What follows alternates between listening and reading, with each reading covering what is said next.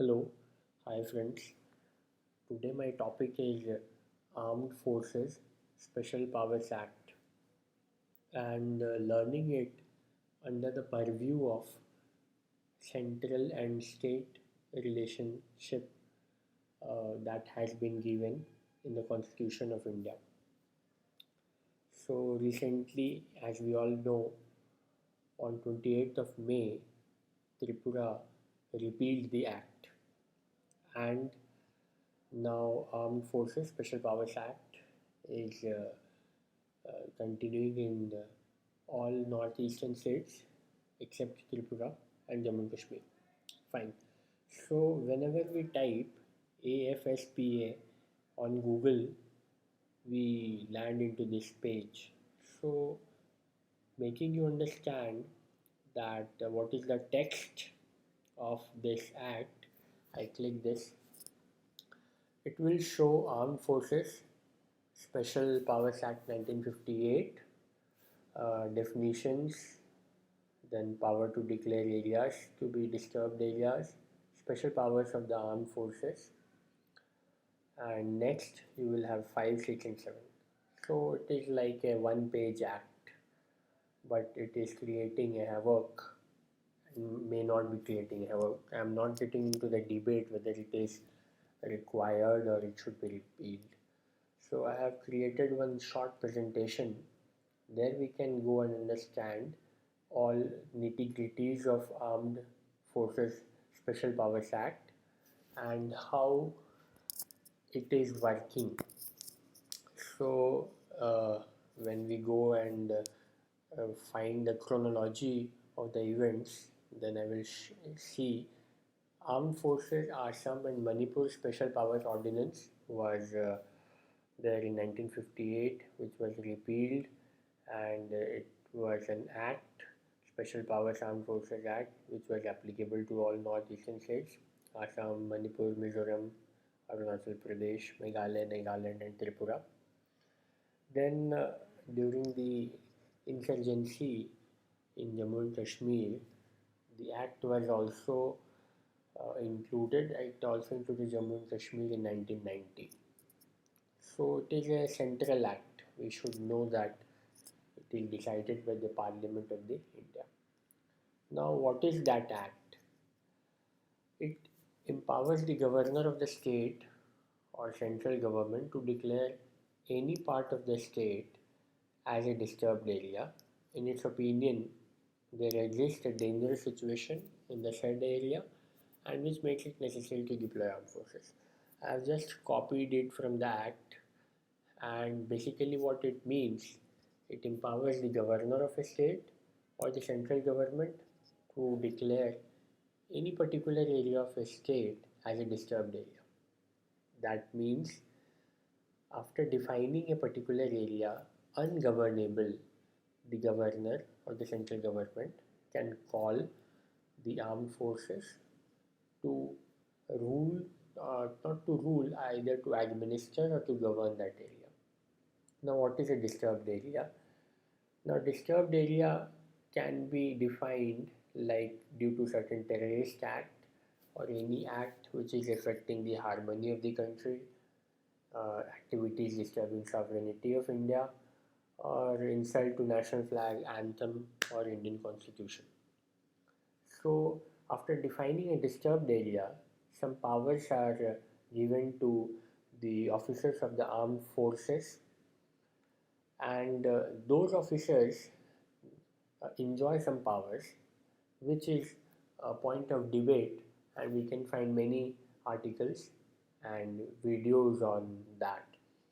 Like the officer within a disturbed area can arrest, open fire, seize and search property without warrant. When we talk about open firing, that officer has to give one warning before that open fire. Even a death caused by that open fire is not a subject of prosecution until and unless authorized by the central government. So, arrested has to be handed over to the nearest police station as soon as possible. And whenever we define a disturbed area in a state, we actually define the number of police stations in that state that comes under the purview of AFSPA. For an example, if a state has 100 police stations, it is not necessary that all 100 police stations will come under the act. It may be like 40 police stations or 60 police stations may come, and as the state improves in its law and order, the number of police stations definitely reduces, and which is the like classical case of Tripura we can discuss later. Uh, then no prosecution of an authorized officer without prior permission of the central government. So these are some powers given to the officer in command, warrant officer, and they should have some minimum criteria. Then the moot point of this video, how this act is operating and is coming under the purview of central state relations. So when if you type central state relations, you will be like part 11 of the constitution. Article 245 to 255 deals with legislative powers. For example, Article 249, power of Parliament to legislate with respect to a matter in the state list in the national interest. Again, there is one very important point. We have three lists in our constitution. First list is central list, second is state list, third is concurrent. Whenever there is a conflict between a central law and a state law on a particular subject, then the central law will prevail over the state law. Again, a conflict arises between the central law made by the center or any law made over a concurrent subject, then the central law will prevail.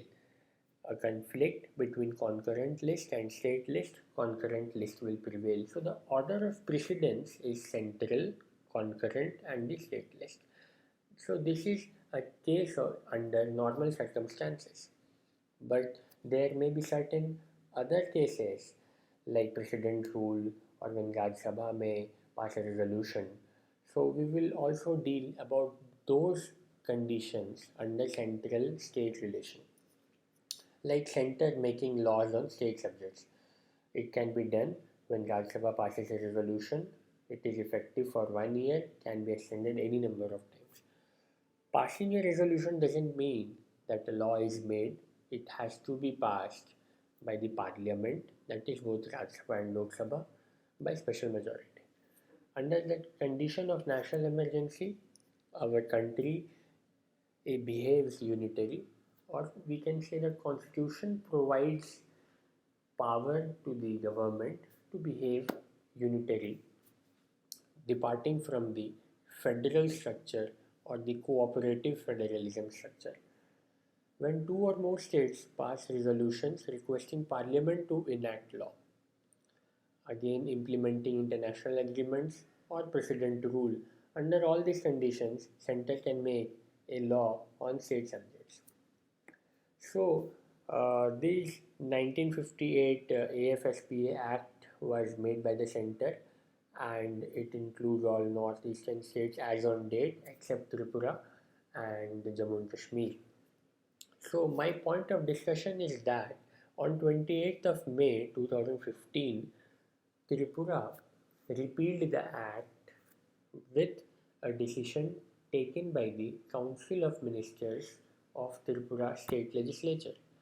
So whether Tripura is eligible for repealing the act for a central act. So here a point to be point that we should learn is that a central act can be repealed by the state and it can be overtaken if the parliament disagrees.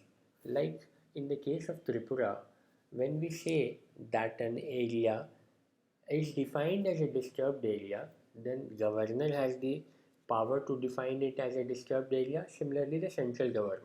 Again, that governor works on the aid and advice of the state legislature, or to be precise, Council of Ministers headed by the Chief Minister.